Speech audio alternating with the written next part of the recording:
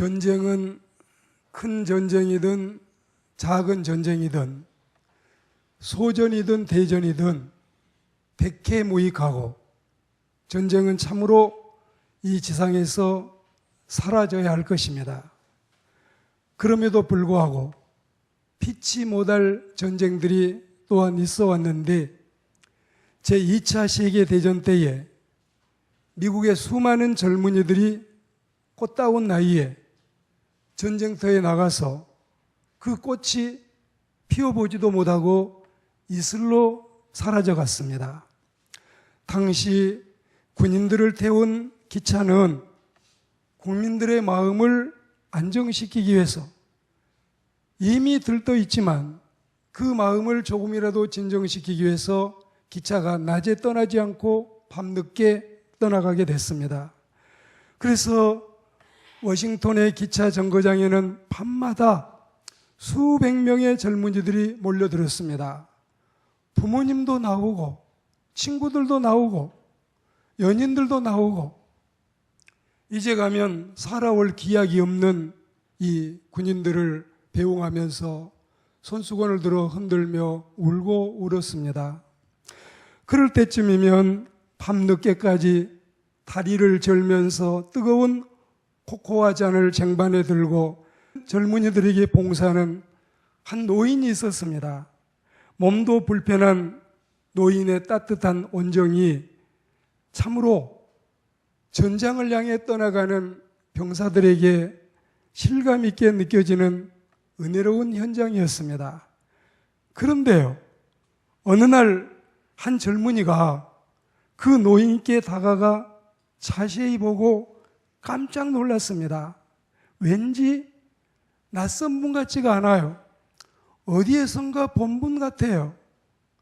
자세히 들여다보니까 그분은 다름이 아니라 바로 이 나라의 현직 대통령이었습니다.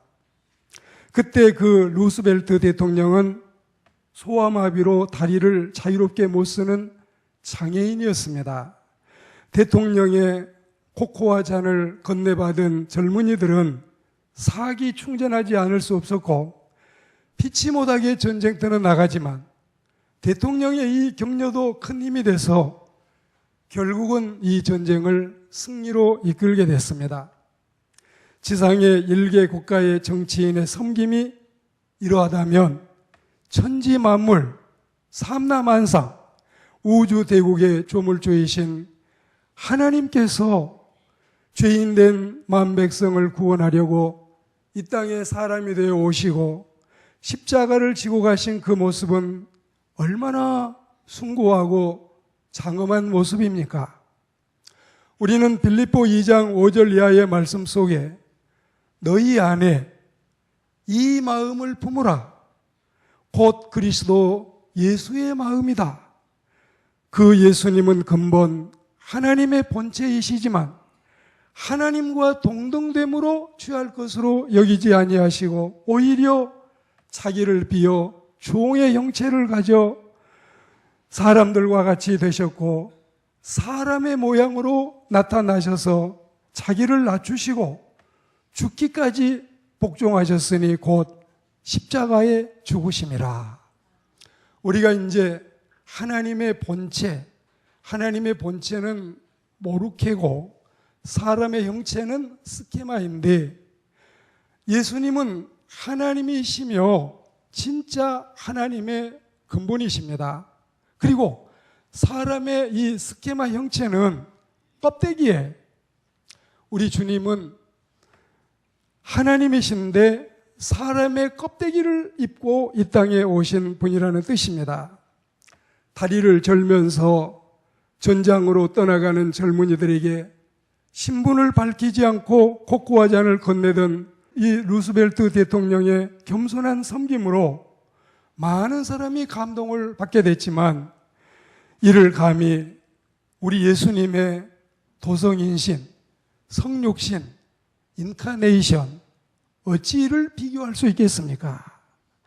하나님을 잘 섬겨서 예수님을 본받는 신앙심이 투철했던 루스벨트도 자신을 주님과 견준다고 하면은 손사래를 치면서 나는 아니에요. 나는 아니에요. 나는 주님을 믿는 한 어린 양일 뿐입니다. 이렇게 고백했을 것입니다. 하나님의 근본, 하나님의 본체 자신이지만 사람의 형체, 사람의 껍질, 사람의 그림자, 사람의 모양을 입고 이 땅에 오신 것뿐이지 예수님은 아브라함 믿기 전부터 지상에 모든 천하 만물을 지으신 조물주 하나님이심을 우리는 믿습니다. 이제 요한복음 13장 본문에 돌아가 보겠습니다. 때는 마침 저녁 식사가 한참 진행 중이던 순간이었습니다. 이미 주님은 벌써 자신이 하나님께로부터 오셨다가 다시 하나님께로 돌아가실 것을 알고 계셨던 터에 저녁 식사하시던 자리에서 일어나시더니 겉옷을 벗고 수건을 가져다가 허리춤에 두르시고 이번에는 세수 대야에 물을 떠다가 앞에 놓고 차례차례 제자들의 발을 씻기시고 그리고 씻긴 발을 수건으로 닦아주시는 것입니다. 차례가 베드로에게 왔을 때 베드로는 극구 사양했습니다. 다른 제자들은 이런 일이 없었는데 말입니다. 예수님, 내 차례입니까? 나도 씻으시겠습니까? 예수님께서 이러시면 안 됩니다. 지금 예수님께서는 있을 수 없는 일을 하고 계십니다. 다른 제자들은 몰라도 어림없습니다.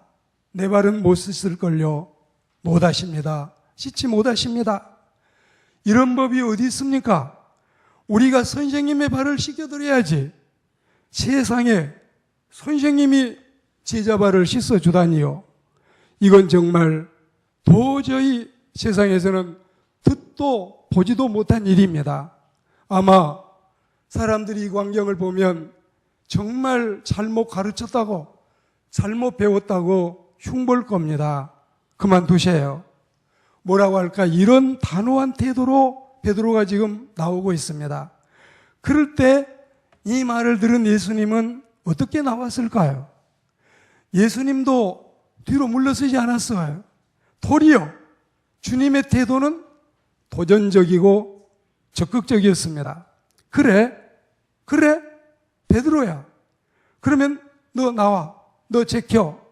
나 다른 제자 씻으러 갈 거야. 그러면서 다른 제자의 발을 씻으러 가는 것이 아니었습니다. 싫다면 그만둬라. 다음에는 누구 발을 씻어줄까? 이런 주님이 아니라 예수님은 소극적인 모습이 아닌 적극적인 모습으로 베드로에게 대시했습니다. 베드로야, 내가 너를 씻어주지 않으면 너는 나와 아무 상관이 없는 사람이 되고 만단다. 아, 그렇군요. 저는 그저 순전한 마음으로 인간 도리를 생각해서 겸손하게 사양한 것뿐이었는데 그렇게 기쁜 뜻이 있는 일이시라면 발뿐이겠습니까? 제 손도 씻어주세요. 제 머리도 감겨주세요. 차라리 제 온몸을 목욕을 시켜주세요.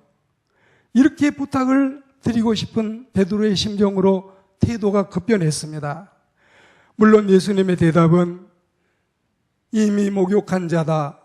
목욕한 자는 온몸이 깨끗하니 발밖에 씻을 필요가 없다고 하시면서 발을 씻어주신 후에 다시 의관을 차려 입으시고 자리에 앉아서 당신이 하시던 설교 말씀을 계속 하시게 됐습니다. 그래서 오늘 설교자는 속죄론이나 구원론에 초점을 맞추는 것이 아니라 디아코노스로서 봉사론과 겸손한 섬김에 대해서 말씀을 드리고 싶은 것입니다.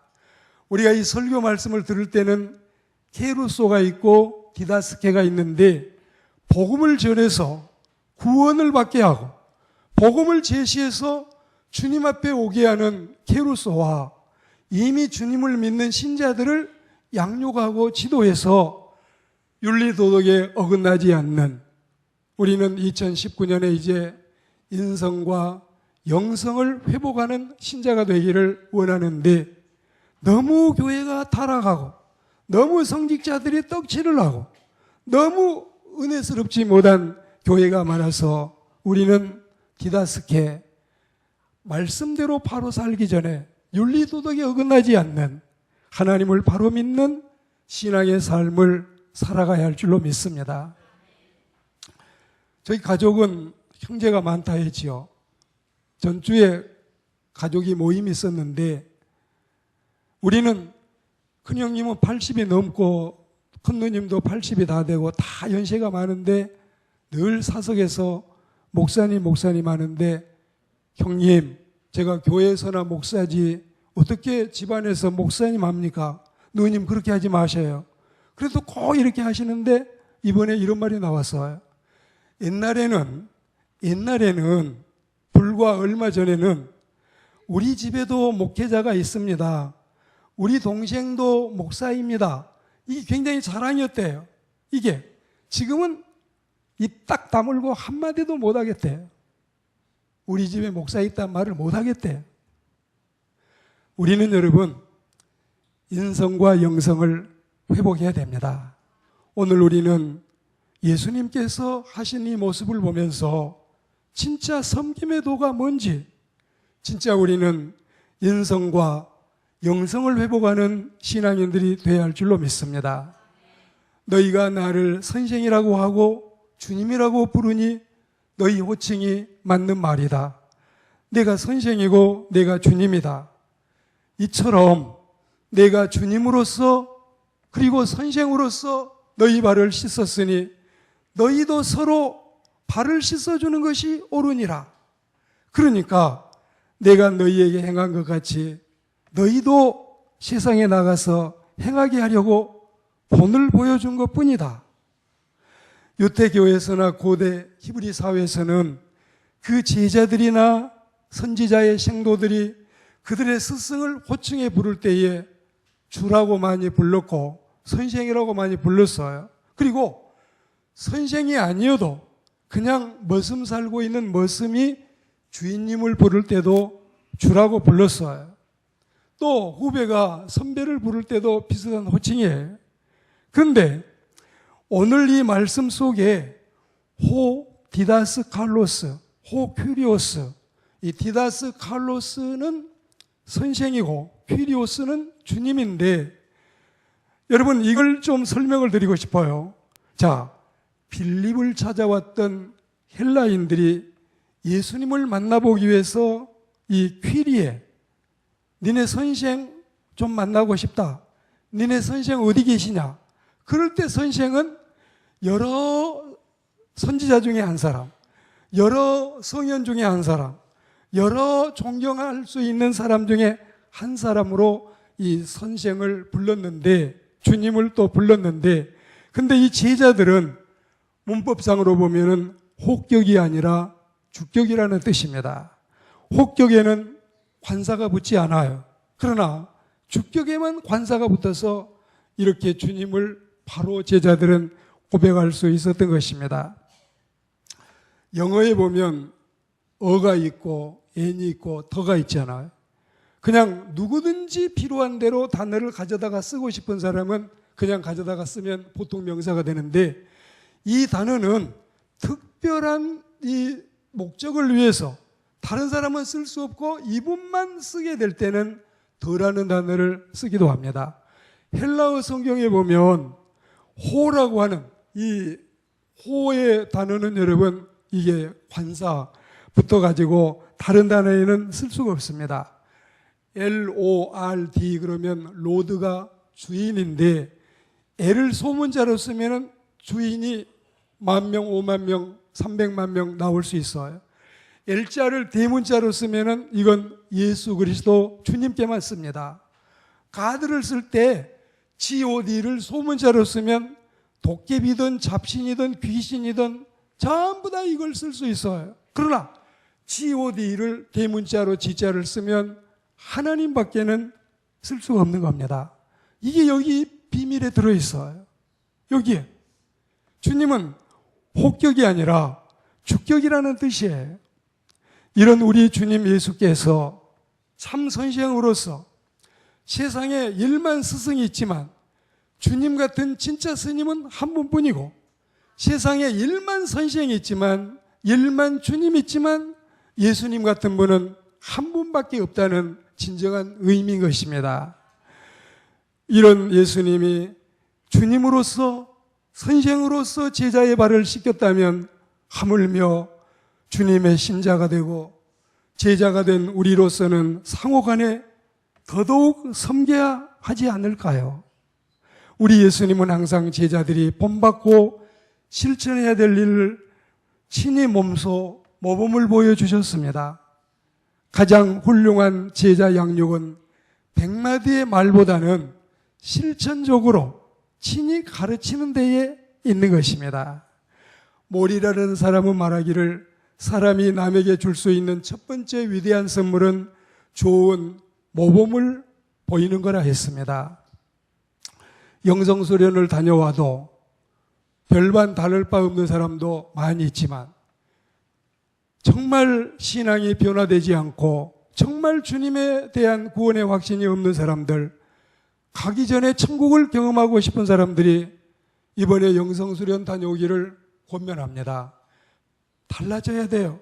바뀌어야 돼요.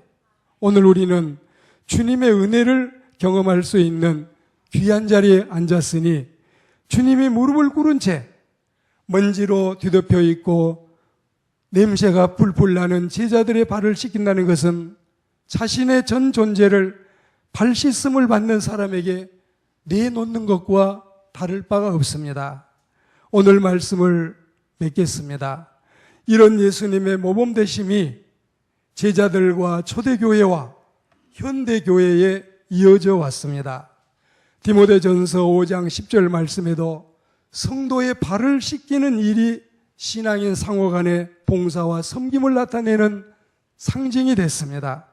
그리고 오늘날 세족식으로 이어져서 하나님을 믿는 기독 대학 같은 데서 많이 세족식을 하는 현상을 우리가 볼 수 있습니다.